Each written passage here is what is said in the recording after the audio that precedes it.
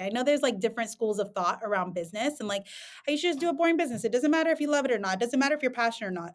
I just know like for myself, if I'm going to go like this all in on something and spend like every waking hour on building something, I personally have to be passionate about it. There are thousands of small businesses out there that are just struggling to take their company to the next level. 60-Day Hustle is an experimental accelerator that's challenging real entrepreneurs in the early stages of their companies to condense 2 years of business development in just 60 days. And for one business, they're gonna win $100,000. It's game on. Ready? Let's go.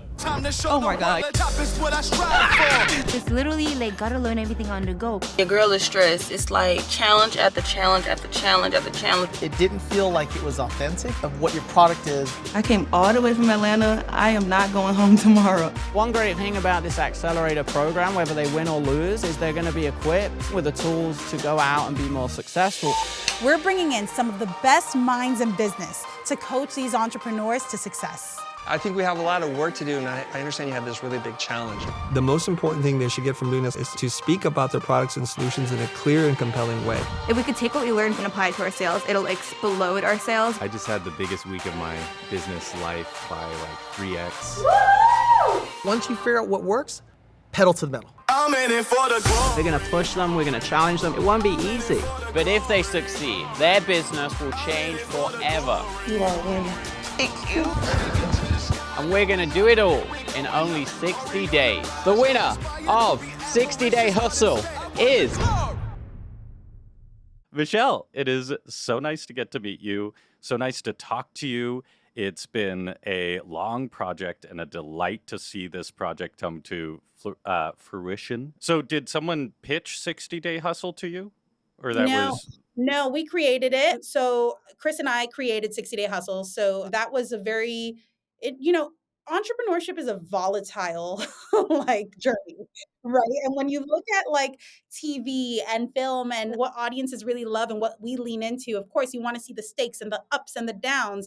But ultimately, we also wanted to create something that would showcase that whole like that journey to greatness, that pursuit of greatness. And we thought showcasing the journey of entrepreneurs would be a fantastic vehicle to do that.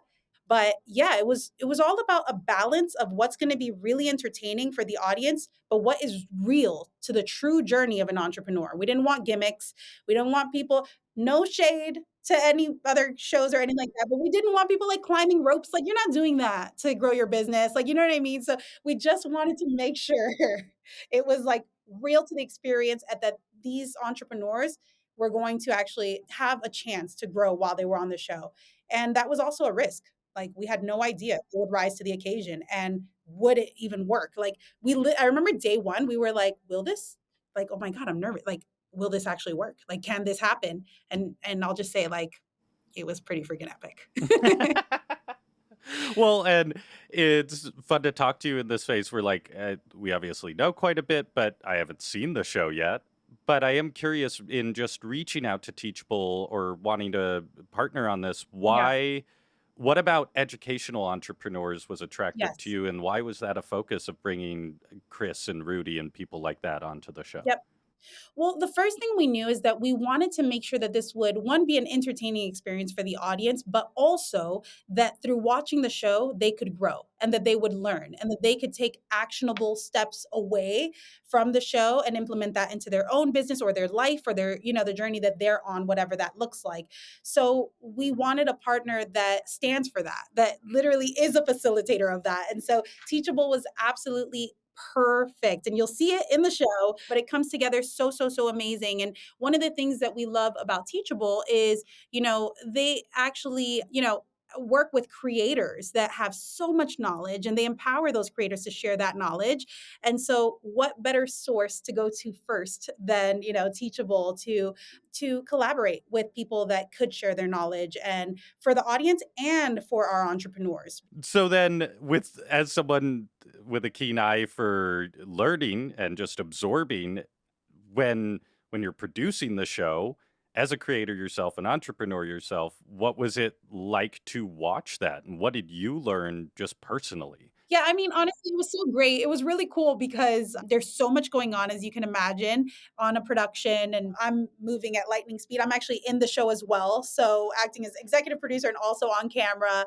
But I would see the tapings of, as we're filming the mentors like Christo, and some of the other creators and other mentors. And it was just so valuable. And I would just look around and be like, do these people know what they're getting right now? Like, this is so rare to be in this intimate setting, learning from these amazing, amazing mentors. I'm curious to know just some of your interactions with the contestants and some of your reflections on seeing them grow, what that was like. Oh my God, there's so much to like I know, pull I'm back sure. here. It's so good. It's so good. I think one of the things that's interesting is when you do reality, like if you do something unscripted, typically the talent has not done anything like that before, right? Because they're just real people going through a real experience. And so they don't have the context of what it's like to have been on another show.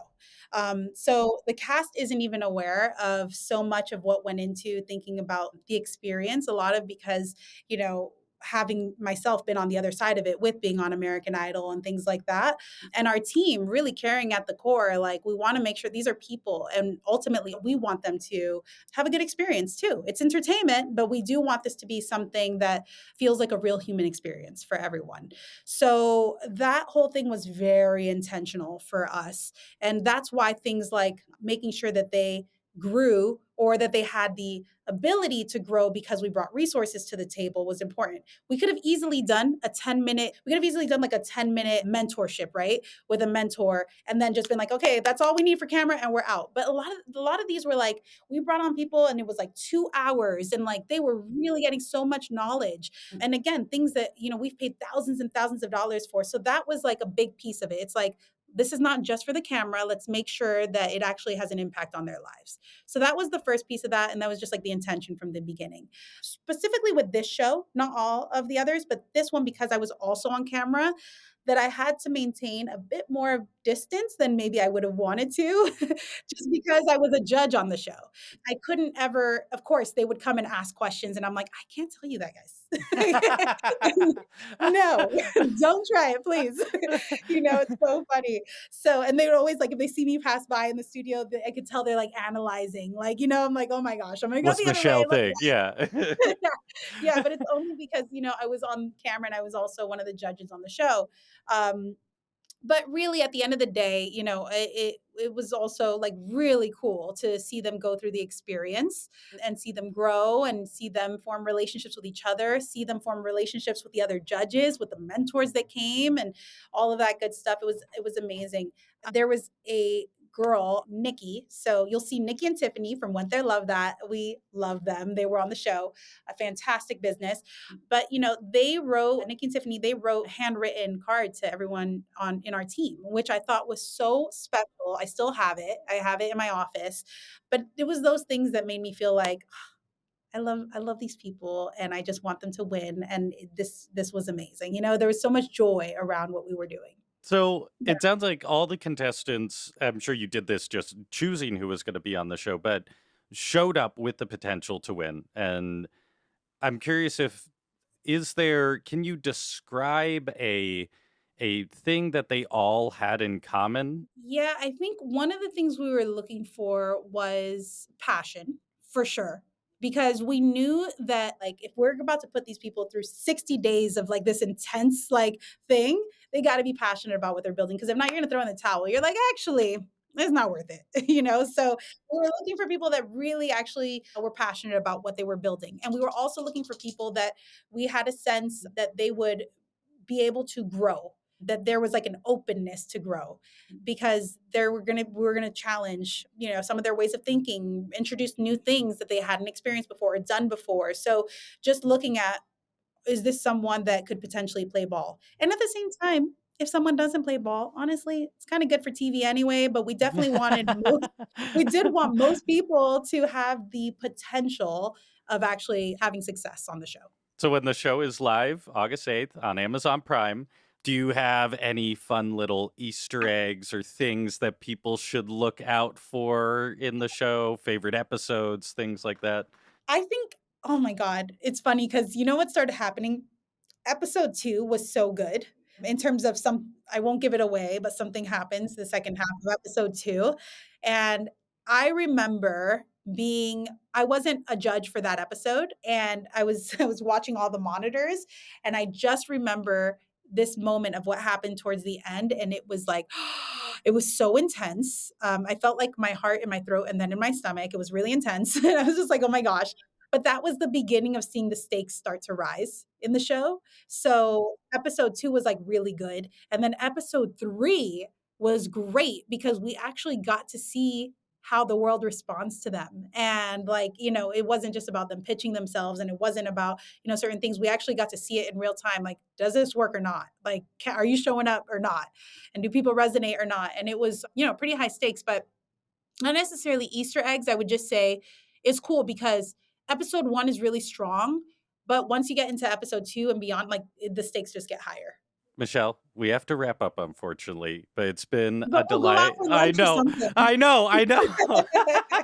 I could talk about this forever, and I'm very excited to see the show. We really appreciate just your drive to try and actually represent what this process is like. Been such a delight to talk to you. Once again, for those listening and watching on Amazon Prime, check out 60 Day Hustle. And we hope to talk to you again soon, work with you again soon. It's been such a delight. And have a wonderful day, Michelle. Thank you so much. I absolutely adore you guys. We'll do a lot more together. Thank you for this amazing interview. It's been so much fun to talk to you.